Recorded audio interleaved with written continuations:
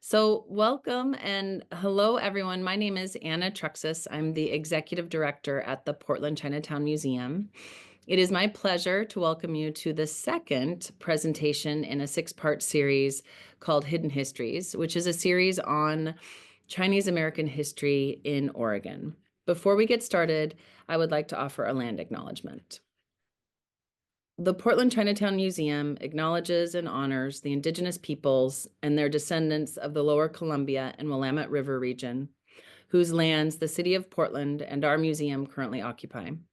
These include Willamette, Tumwater, Clackamas, Cathlemet, Molalla, Multnomah, and Motlala Chinook tribes, and the Tualatin Kalapuya, who today are part of the Confederated Tribes of Grand Ronde, and the many other Chinookan peoples who established communities along the Lower Columbia, whose descendants are today members of the Grand Ronde, Warm Springs, and Siletz Confederated Tribes of Oregon. So a quick comment about our presentation today. Hidden Histories was made possible in part with the generous support and partnership of the Oregon Chinese Diaspora Project. The OCDP is an award-winning grassroots, local, state, and federal partnership that was conceived and initiated in underserved rural areas and communities in southern and eastern Oregon.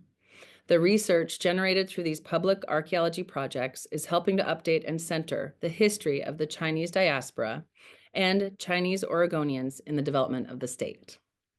Today's presentation looks at the history of Chinese cannery workers and the growth of the Oregon salmon industry with archaeologists Jacqueline Cheung and Gleason. And just to give you a small bio for each of them, Jacqueline Cheung is an archaeologist who works in the Pacific Northwest, participating in projects for the Southern Oregon University, National Park Service, private contractors, and most recently, the Oregon Chinese Diaspora Project. Gleason is a field archaeologist whose passions for archaeology and historic preservation merged with the discovery of the Wing Hong Hai Company store, now an archaeological site and ongoing project in the Dalles Chinatown. A quick note about logistics today. If you need closed captioning, please press the button in the menu bar below. And if you have questions for our presenters, you can pop those into the Q&A section and our moderators will make sure they receive them after the presentation. Thank you so much. Without further ado, I'd like to introduce Jackie and Eric. Thanks for having us. We're happy to be here to give this presentation, and it's going to start with Jackie saying the first part about the Chinese cannery workers and their role in the development of the salmon canning industry, and then I'll give a specific example from one of the local canneries. So canned salmon was a major industry in Oregon and Washington from 1870 to 1942. In fact, before World War II, it was the third largest moneymaker in the region, falling just behind timber and wheat. Chinese cannery workers were instrumental to the development and success of this industry across the Northwest, from Oregon and Washington, north into British Columbia and Alaska. Fishermen and cannery owners became dependent on these men who worked year to year at the canneries to butcher, process, and can the seasonal runs of salmon. The labor of these men provided the means to preserve the catch and ship it around the world. By 1871, canned salmon was an inexpensive, portable, shelf-stable food that fed industrial workers on the East Coast, Great Britain, and New Zealand, and Latin America. A can of salmon cost less than fresh meat at that time. And canneries began to depend on the skill of the Chinese workers, and they were often slow to mechanize if there were skilled men available. So George and William Hume, in partnership with Andrew Hapgood, established the first cannery on the Columbia River in 1867 at Eagle Cliff in Wahkiakum County, Washington. They had been operating a business on the Sacramento River before that. The success of the Eagle Cliff Cannery inspired competing operations and an increased need for seasonal workers at rural cannery sites. the canneries had trouble hiring enough workers from the local area. So George Hume hired the first Chinese crew to work at the Eagle Cliff Cannery in 1870 at the suggestion of his Chinese cook, Sam Mott.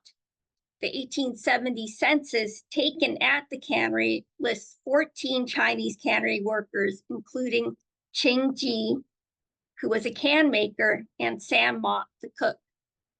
Soon other canneries followed suit, and Chinese crews became the industry standard and remained so for many decades.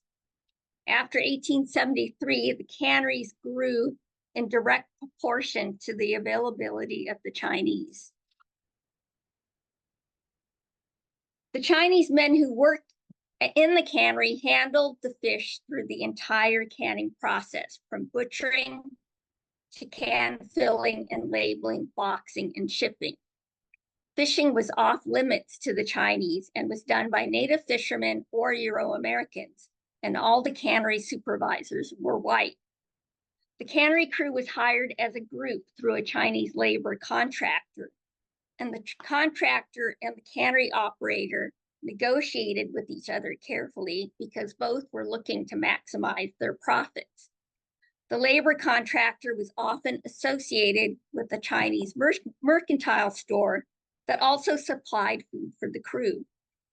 And the crew included the workers, a cook, and a foreman. And the foreman, and sometimes a separate accountant, kept records of each worker's time, production, and the debts they might have incurred.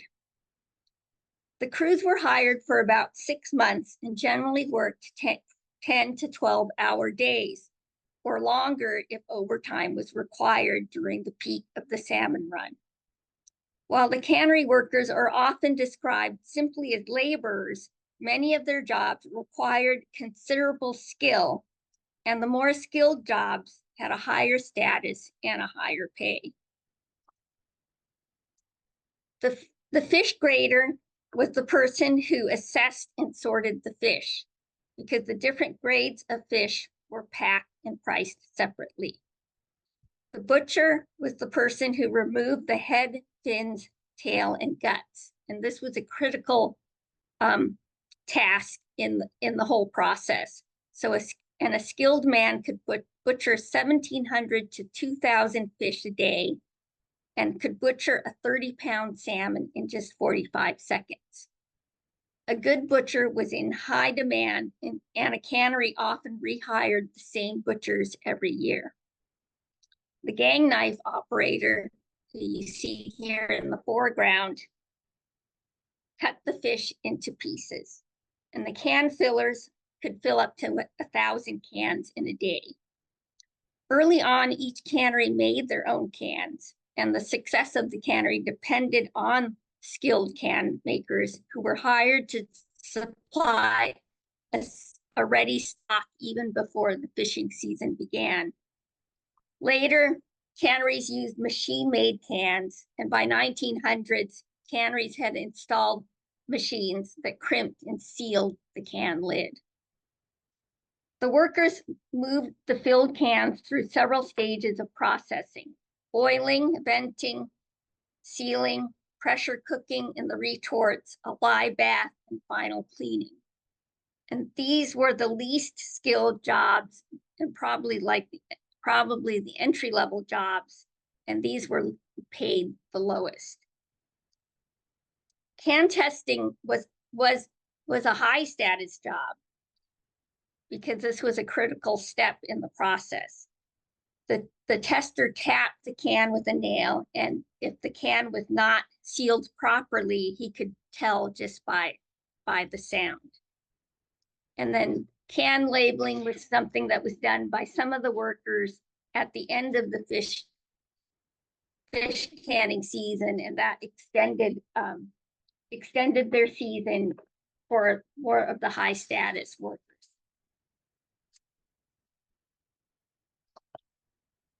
So the size of the crew and the working season varied depending on the cannery. A typical crew could number 20 to 50 men, although company records indicate 80 Chinese men worked at the Warrendale Cannery in 1880, and a newspaper article mentions that 90 men worked in a cannery on the Coquille River in 1884.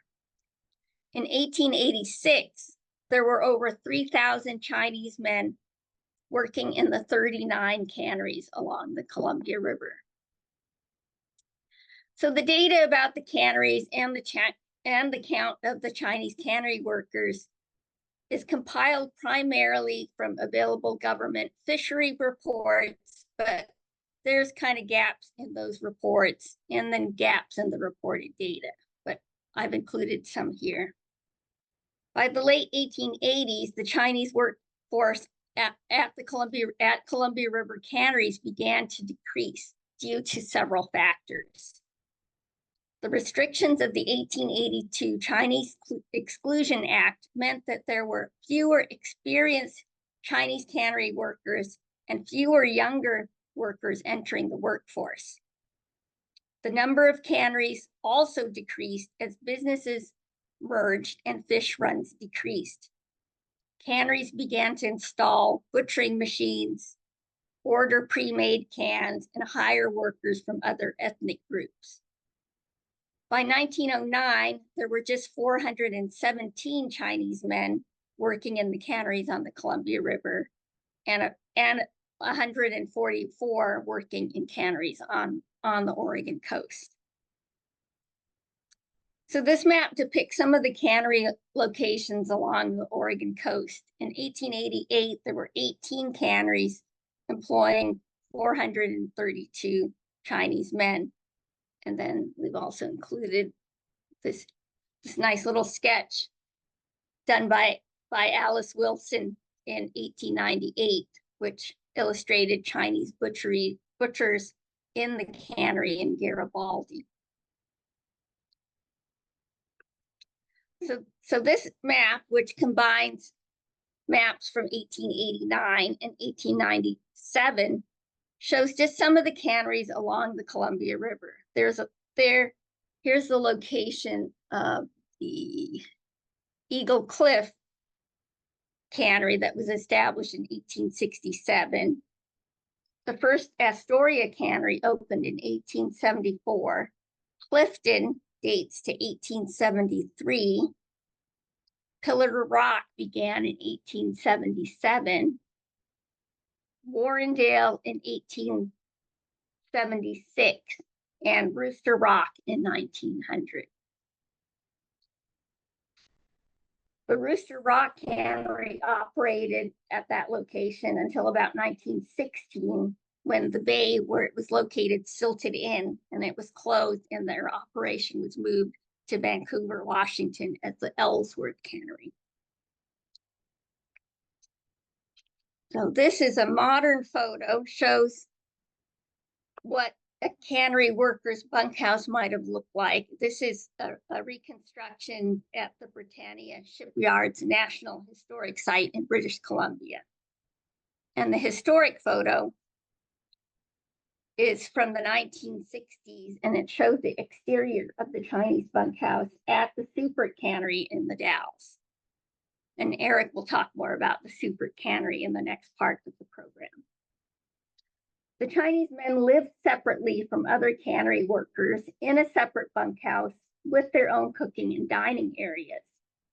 At the request of the contractor and crew, the cannery sometimes provided garden space and a place to raise livestock. The food the crew raised could either supplement their diet and could also be sold for additional income by the contractor. And some of the correspondence from the Rooster Rock Cannery documents at the Oregon Historical Society provide a few hints about the living conditions at one of the canneries. At the Ellsworth Cannery in 1933, the contractor asked the cannery to add a kitchen onto the bunkhouse, and letters indicate that they were shipped 2 rice pans, a water tank, and the bricks and mortar to build the stove. And then a 1922 letter from the Ellsworth Cannery includes a lumber receipt for building new bunks because all the wooden bunks in the bunkhouse had to be taken outside and burned to get rid of bed bugs. So cannery work also supported the growth of affiliated Chinese communities in towns such as Astoria and the Dalles. And it made it possible for the local Chinese entrepreneurs to establish contracting businesses and merchandise stores and allowed them to achieve merchant status and raise families in these communities. However, the restrictions of the 1882 Chinese Exclusion Act kind of limited the opportunities for most of the cannery workers. No matter how skilled these workers were, they were classed as laborers and relegated to living as bachelors and working seasonal jobs. So this table kind of includes a preliminary list of some of the Columbia River cannery remains. And at some of these locations, there's only pilings, and at other locations, there are some existing buildings. Several locations have been recorded as archaeological sites, and several cannery structures were documented by Washington State for their historic inventory. The Pillar Rock Cannery that's pictured there is a location that is open for tourists and includes rooms for visitors. The Warrendale Cannery site was examined by Joe Reese and John Fagan in the 1980s, and that is one of the few archaeological sites that examine the lives of the Chinese cannery workers on the Columbia River. And even though I've listed all of these various possible cannery remains, I just have not had a chance to visit most of these locations in person. So we have just started looking at some cannery company documents that are at the Oregon Historical Society. The documents from the Rooster Rock Cannery in Oregon and the Ellsworth Cannery in Washington include boxes of correspondence, ledgers, and receipts. A small percentage of this material mentions the Chinese crew, their living conditions, or the labor contractors. And the Rooster Rock and Ellsworth canneries were two of several canneries that were operated by the Columbia River Packers Association that was based in Astoria. And that Packers Association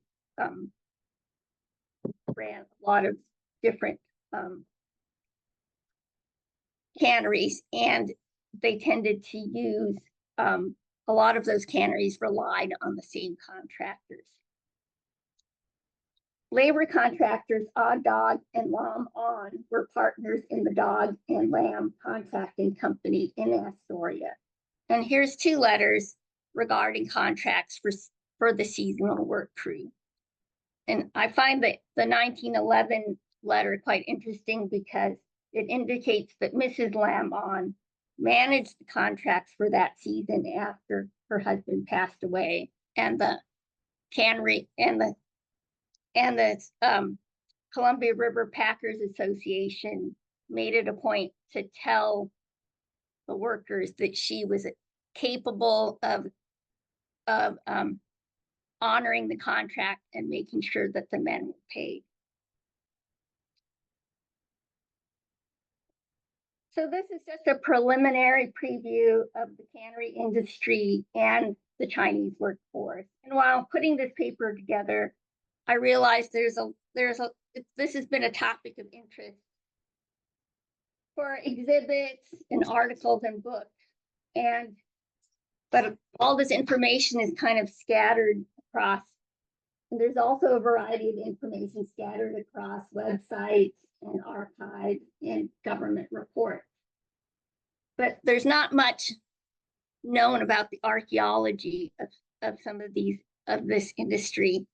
And these sites have the potential to look at the lives and the contributions of the Chinese diaspora in Oregon, both looking at possibly individual cannery sites and maybe comparing several site locations and time periods.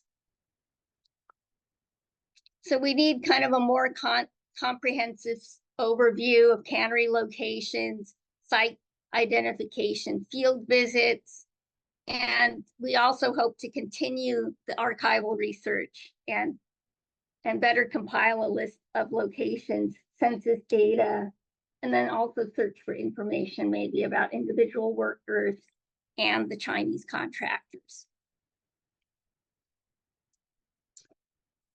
So this is the second part of our presentation.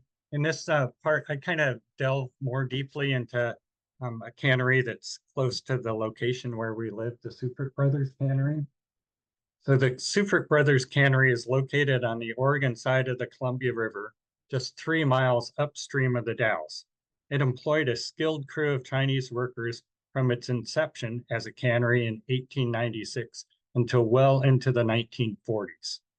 In 1954, the cannery was closed and sold to the U.S. Army Corps of Engineers for the construction of the Dalles Dam. To pull together this portion of the presentation, we relied on written accounts of the Seufert Brothers Cannery and the collections of the Oregon Historical Society, which curates a selection of the company records and as well as some artifacts.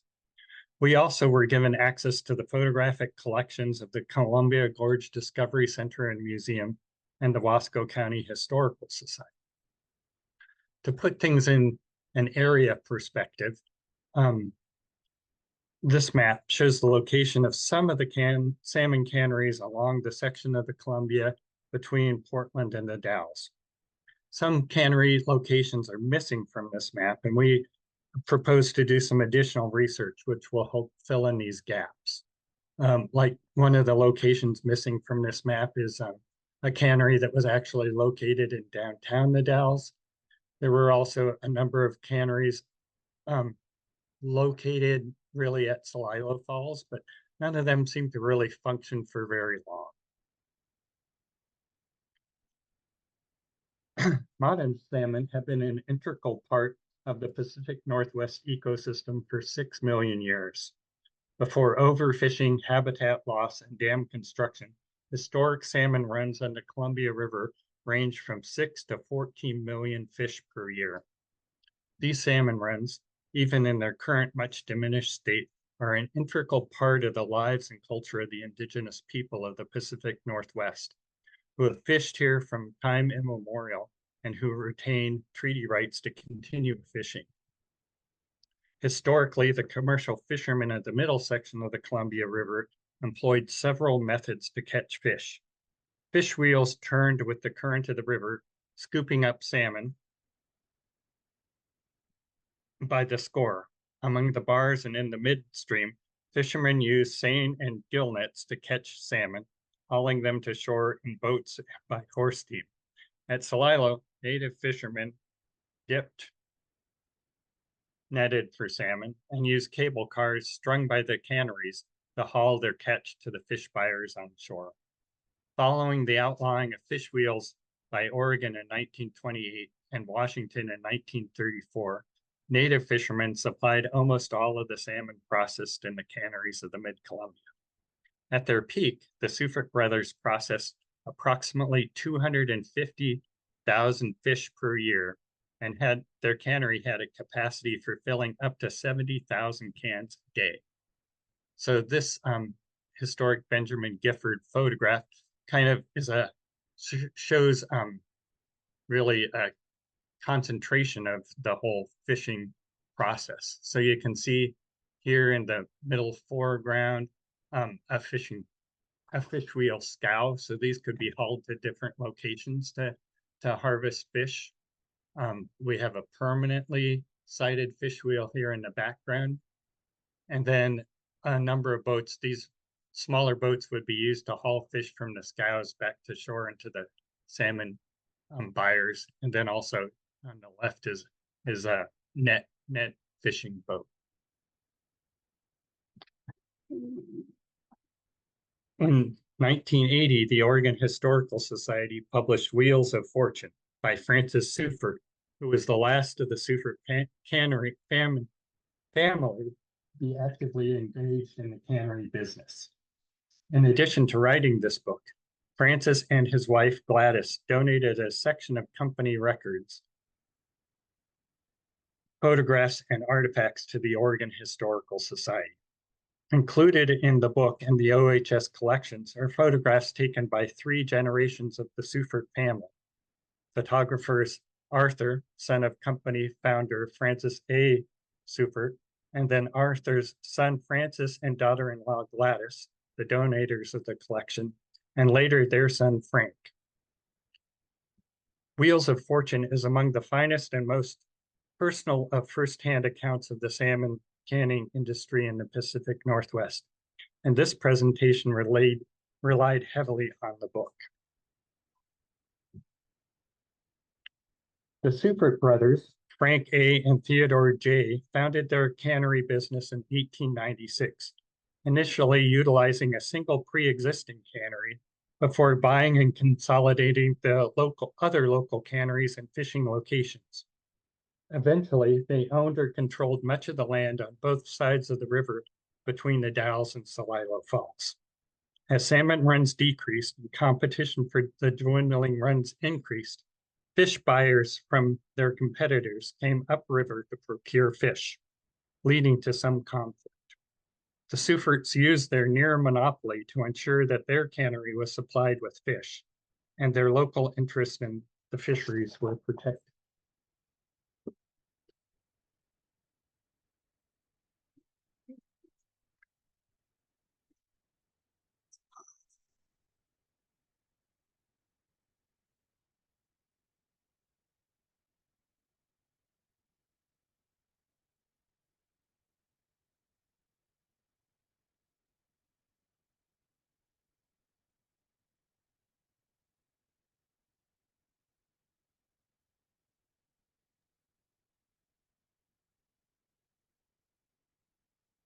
The Seufert brothers primarily,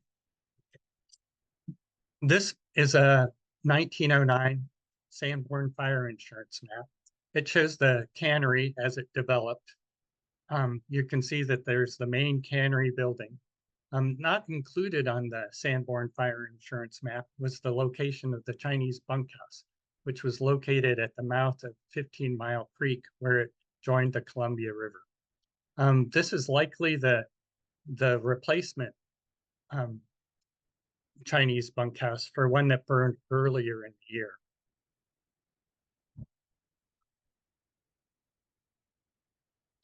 And here's a newspaper article that talks about the loss of that cannery building. Probably multiple cannery buildings were lost during that fire. And the Chinese who worked at the cannery were then kind of had to occupy quarters in the Dalles Chinatown for the remainder of the season until the bunkhouse had been rebuilt. The Seuferts initially contracted for their Chinese cannery crew with the prominent Portland merchant and labor contractor Set Back. According to a profile published in the 1915 Panama Pacific International Exposition by the Portland Press Club in their promotional book, Pictorial Oregon, the Wonderland, Set Back came to the U.S. in 1870 at the age of 18. He came penniless and worked his way to become, as they said, Portland's leading Chinese merchant, running a store in Portland and providing contract labor to railroads and the Columbia River and Alaska salmon canneries. During the railroad construction boom, he contracted 1,600 men to the railroads. In 1915, he was providing 300 men a year to the salmon canneries. By then, it seems that the Seufert brothers cannery had contracted for their Chinese crew with another contractor more locally located. By 1909, the Seufert brothers cannery were contracting for their Chinese crew through Set Dai, a local Chinese fruit rancher and labor contractor. In 1915, F.A. Seufert Jr. and Arthur Seufert provided positive witness statements to immigration authorities for Set Juk, a Chinese merchant in the Dalles, whose wife and daughter would join him in the store. The store was the Wing Yuan and Company, and it was located on First Street in the Dalles.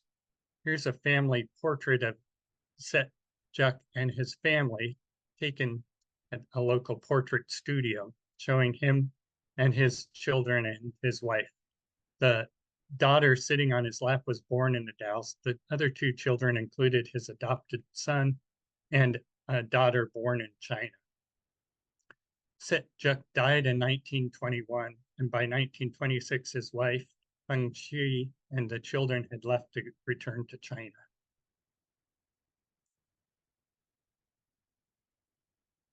The Chinese crew working at the Seufert cannery typically included 20 to 30 people. They worked from April through October and typically worked 10-hour days and had Sundays off. If they were needed to work on a Sunday or work longer days, they were paid overtime. Their pay was provided as a lump sum at the end of each season. The company also provided room and board and a cook for the crew. It also provided a garden, as part of the contract, provided a garden and livestock, which was administered by the supervisor of the crew. Also included was a morning tea coffee break with pastries provided by the company and an afternoon tea and coffee break. And the crew foreman and the butchers, as elsewhere, were the highest paid employees. In 1902, the butchers were given $50 a month, which is the equivalent in $25 of $1,835 a month. That was for 240 hours of work, which comes to around $7.65 an hour. The lesser paid crew members were given $35 a month, which in 2025 dollars is about $1,285 a month, which comes out to about $5.35 an hour. So even with getting room and board, they were still, equivalent wages are not really very high when one thinks about what folks earn today generally. Here's the labor contract, the laborers that were provided as part of the Seufert Brothers Cannery contract with the Wing Yuan Company in the Dalles. So it lists 33 Chinese laborers.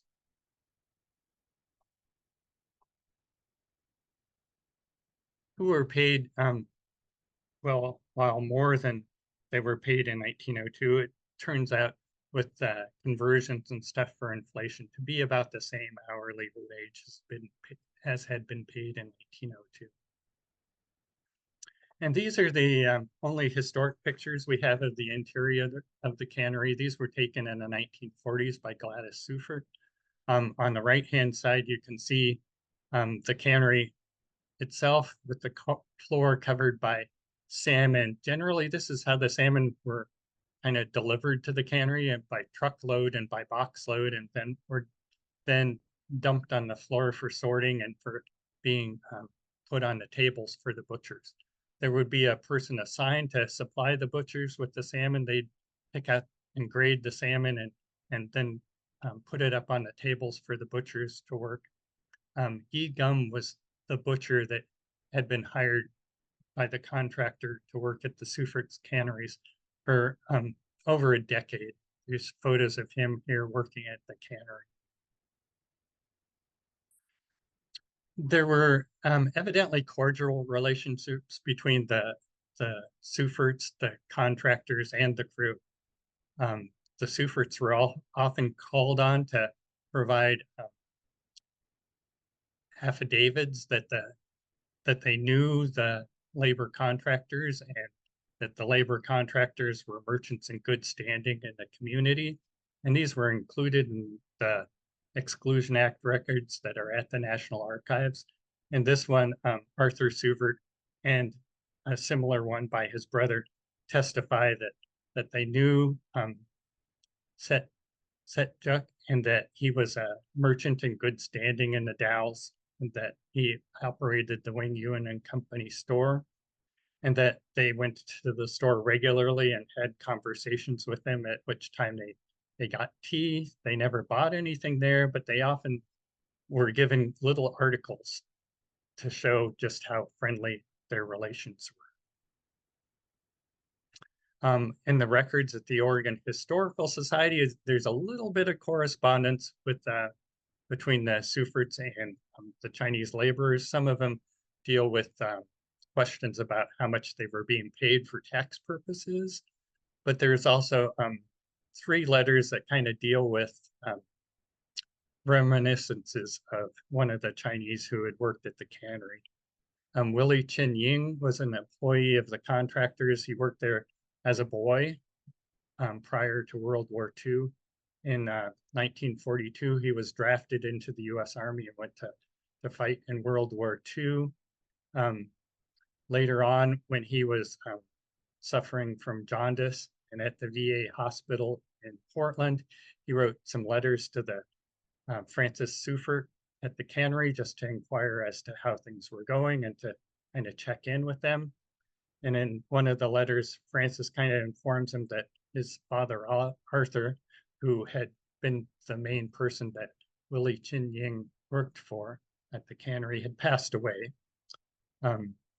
So it's kind of a warm kind of correspondence between the two.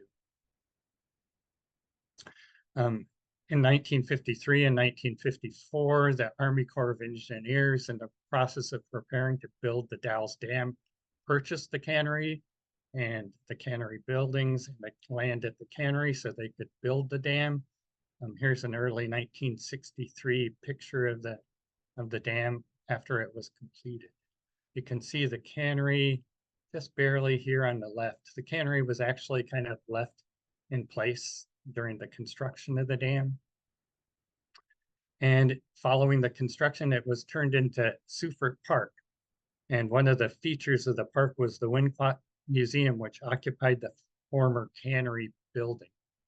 It was a museum mostly focused on the archaeology of the mid-Columbia area and archaeological sites that have been impacted by the building of the Dalles Dam. But it also showed also illustrated objects collected from the Native community in the area as well. It operated into the 1970s. By 1975, the buildings had deteriorated to the point that the Army Corps of Engineers chose to burn them down. So the museum moved out and got put into storage. And in February, the main cannery building was burned to the ground. Other buildings were also demolished. These are some 1960s photographs that show the still standing Chinese bunkhouse that was shown on that earlier 1909 Sanborn fire insurance maps. And you can see the bunkhouse on the left and the Dalles Dam in the background.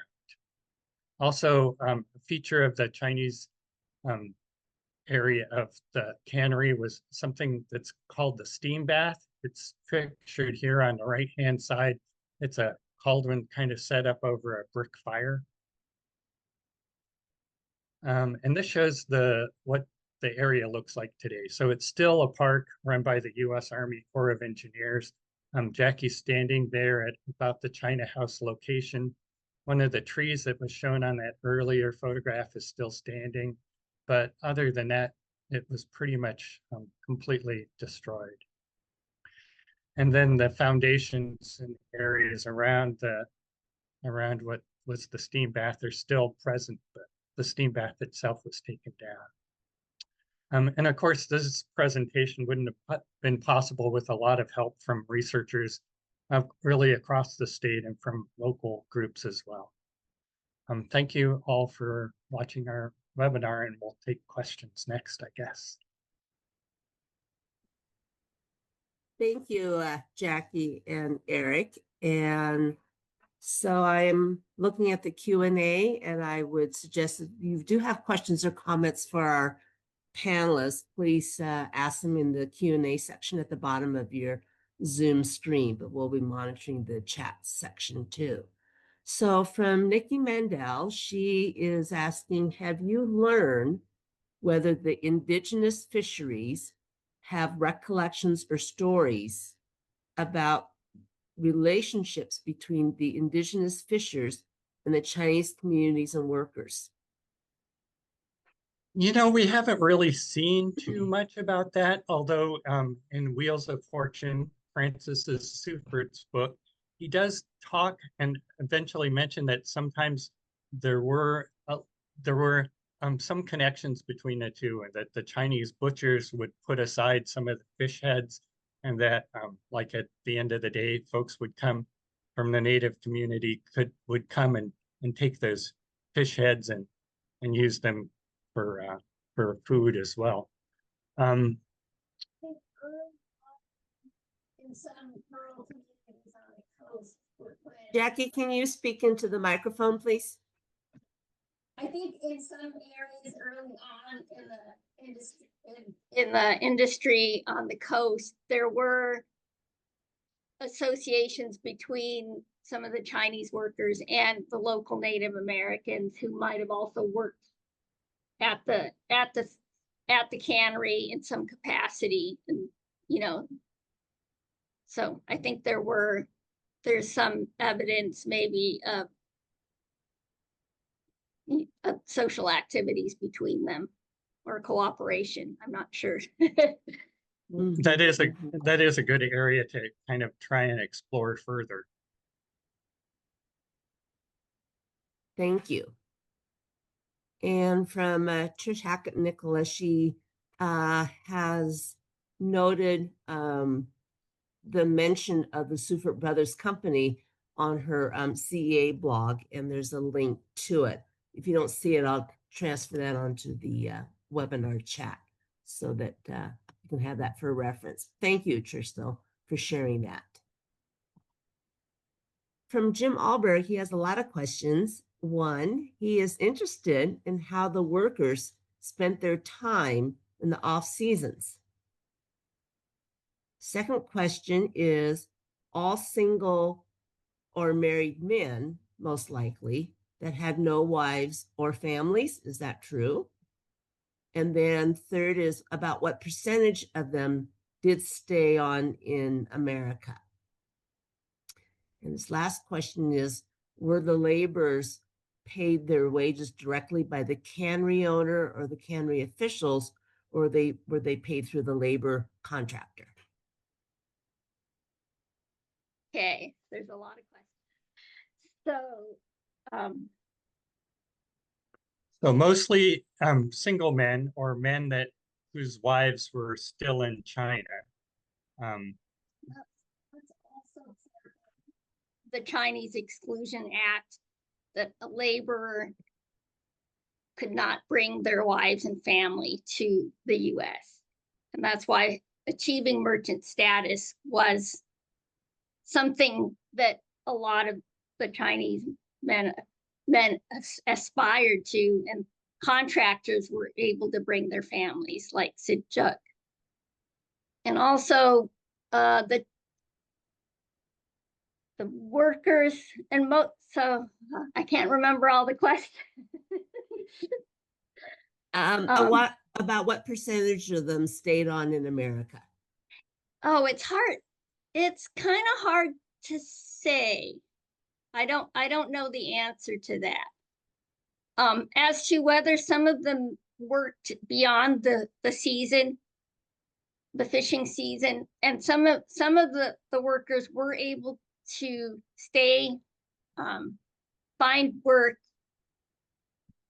throughout the season. Sometimes they would make nets for the cannery, and I think there was a letter that talked about a caretaker who stayed during the winter at the Ellsworth cannery, and he apparently lived in a separate house, and the cannery was not willing to pay for the wood that he used to heat his home. So that was up to him. And then there were other tasks, especially early on when cans were handmade.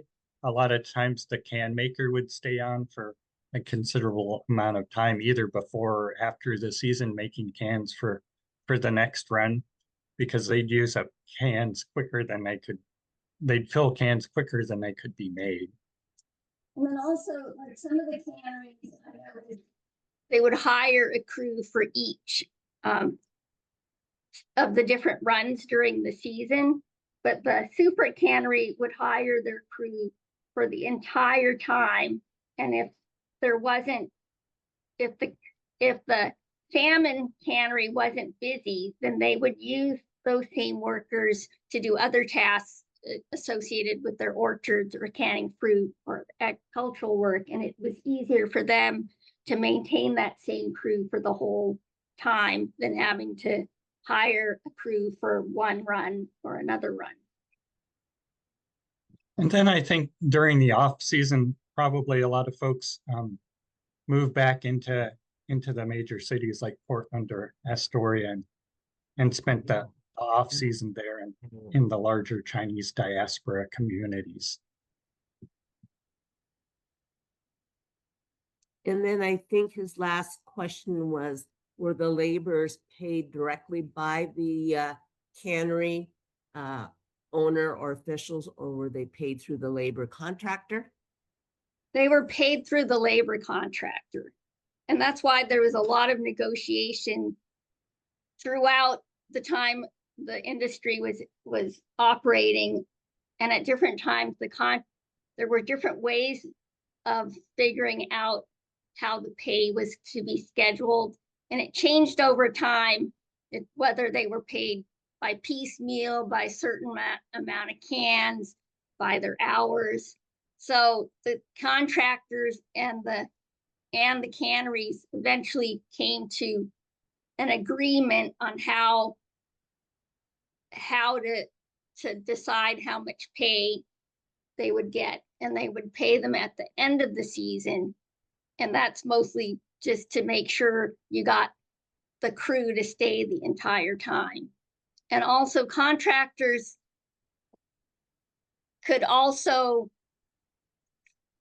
there's stories about the fact that sometimes the food that during the season, some of the workers might require other things to kind of supplement their stay or their food or whatever, and then they would incur debts from the contractor, and the contractor made sure he kept track of all those debts, so that at the very end everything was settled up and he could deduct those debts from their final pay. Thank you. And thank you, Jim, for all those wonderful questions. From Samuel Chan, he says, I very much appreciate or value Jackie's and Eric's research in helping to bring this heritage to life for the current generations. The steam baths are amazing. It is comforting to learn of the Seufert's support of their Chinese workers and generally friendly relations that were built. He will be departing early, but he has two questions. One, are there records and stories of Chinese cannery workers and their descendants after the cannery era? And his second question is, what work did they transition to? And he actually has a third question. Well, actually has more questions, but I'll let you answer those first. Well, I'll first talk about the transitioning work. At least there's a little bit of indication in those letters between the young Chinese worker and Francis Seufert, in that the worker had inquired about some of the folks he'd worked with, and Seufert had indicated that a lot of them had gone on to work for the railroad, as it was more steady and reliable pay. So there was some of that going. And I think some workers may have just gone back to China. I mean, especially ones that that had trouble establishing families here. And it was hard work. There's some indication that some of them would, as soon as you became proficient with one task and you did it, but then if you were no longer able to do that task because of age or injury, that they'd find less strenuous tasks for you, for like labeling cans and things like that. But eventually, just the wear and tear of that kind of work probably forced people into other occupations. And also cannery work continued in Alaska and still does, I think, far beyond, when it stopped along the Columbia River. And I have seen a website about descendants of cannery workers and families that had worked in the canneries up in Alaska as well. So I think there is information about that on those kinds of websites. And I know in Astoria, a lot of the workers in that industry have remained in the community and continue to live there. Yeah, they are descendants that still live in Astoria, Yeah. even though the industry is no longer there. Yes. Yeah. His other questions we have answered already about relationships or friendships with the Native American. How about with the white community? Are there any stories about friendships with the white community? There are at least some of those kind of things. It was clear that relationships were generally cordial, at least business relationships, and probably some personal relationships as well. When Li Yun Hong of the Wing Hong High Company in the Dalles was killed in an accident, the newspaper headline was "Popular Local Chinaman Killed." So it was kind of clear that he was well known and well liked in the larger community. And in the Dalles, at least, there's stories, newspaper accounts of the Chinese community providing floats and entertainment for local parades and a baseball team as well. So there were interactions. It wasn't like the Chinese were completely excluded from the community. And then an account about I think it's the Barbie packing company that was in Warrenton. There was an account of a woman who had worked at the cannery and how she would sometimes go over to the mess house for the Chinese crew and hang out there just to have a meal or talk to somebody. So it's not like they were at a certain point, there was more interaction.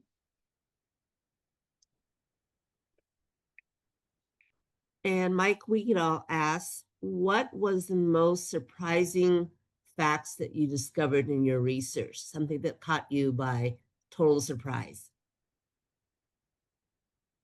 I think one of the things that I came to understand a little better was that because the cannery owners and the contractors depended so much on each other, that it seemed, even though this may not have been an equal relationship, I think there might have been, at least they were a little bit on the same level in terms of negotiating contracts, money, and they kind of understood each other. And they were both looking to maximize their profits, but they were dealing as businessmen to businessmen. So, side question, were there other ethnic groups besides the Chinese men who were working in the Dalles? So yes, there was actually later on, after the Exclusion Act, when Japanese immigration became more widespread, there was definitely a whole Japanese community that grew up in the Dalles as well. And some of the crew lists for like the Ellsworth Cannery, which operated like into the 1930s, there's a lot of Japanese names, and also I think Filipino workers were also made up a big part of the crews across the Northwest. And it's also interesting. The other thing I also learned was that early on, the Chinese labor contractors had been so ingrained in that industry that, and they would, when they hired the Japanese workers, they didn't necessarily give them, they kind of had a preference for the types of jobs that they would assign the Chinese crews to work on versus the Japanese crews. And there was a little bit of unfairness in how jobs were assigned and workers were treated. And eventually the Japanese just developed their own contracting businesses and hired their crews separately. But it's interesting that in the beginning, even other ethnic groups were hired through the Chinese contractor. Thank you. Marcus Lee says, thank you so much for your fascinating and in-depth presentation. His question is referring to the photo of Mrs. Sid. Does she have bound feet? He does. And it's interesting because that is something that's always mentioned in those Chinese Exclusion Act documents. It's something that's, mentioned as a physical characteristic of the applicants. Yeah, I think the trend started decreasing shortly, after the revolution, and probably in the early 1910s, 20s, it was starting to fade out a little bit. So look, I think this question's been answered. Emmy asked, where did the men go after the season finished? And, some stayed on, as you mentioned, and some went on to the big cities. Jack Chin asks, I was told by my dad that my great-grandfather worked in a cannery between 1924 and 1927. I assume there were fewer canneries and perhaps fewer workers then than in 1909. How can I learn where the active canneries were located then? And how would I get some information about them? I think some of those government fishing reports, that's where I found some of the locations of where the canneries were, and some of that data about, how many people worked there, how many,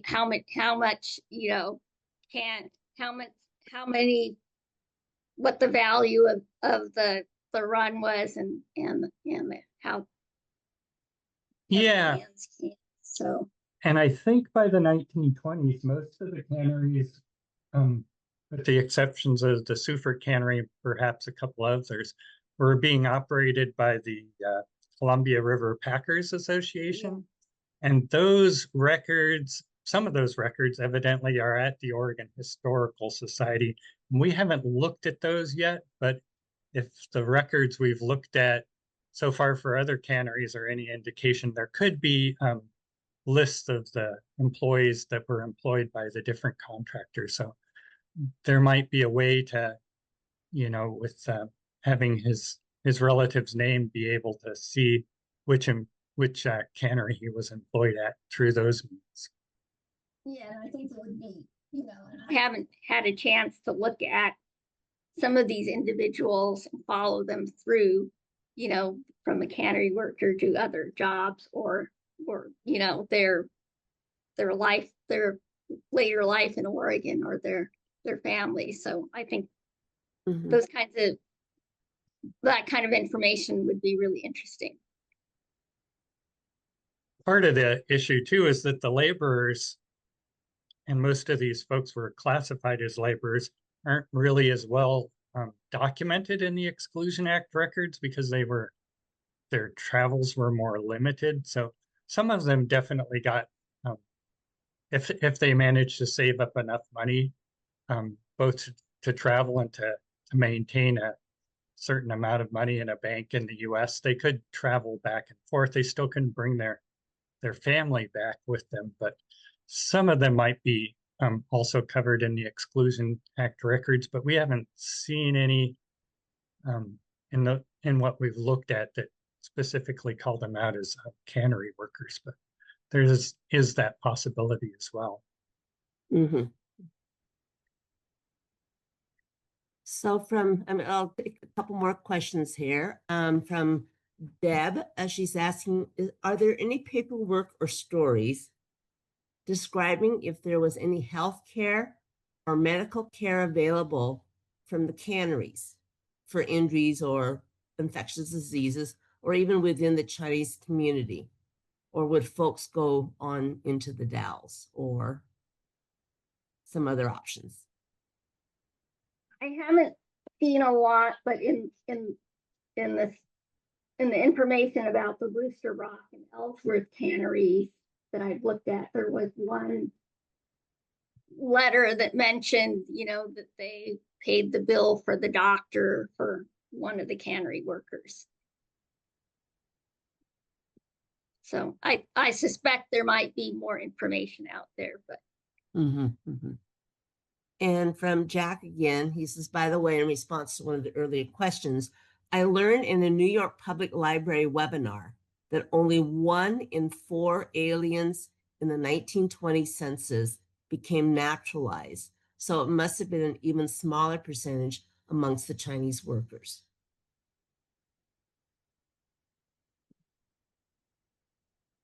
I would probably think so. Yeah, I would think so too, given the barriers, the natural barriers, or they took their earnings and returned back to China. Mm-hmm.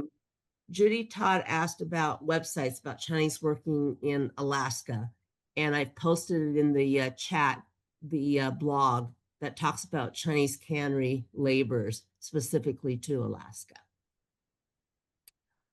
So last question here from Janice.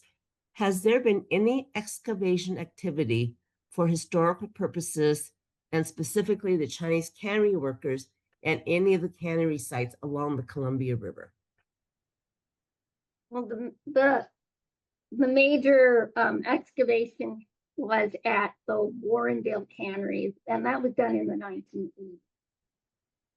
And that's the only one that we're aware of. And I think the material, the artifacts that were excavated are now with Central Washington University at the moment. So. But owned by the Forest Service, which owns the property there. Okay.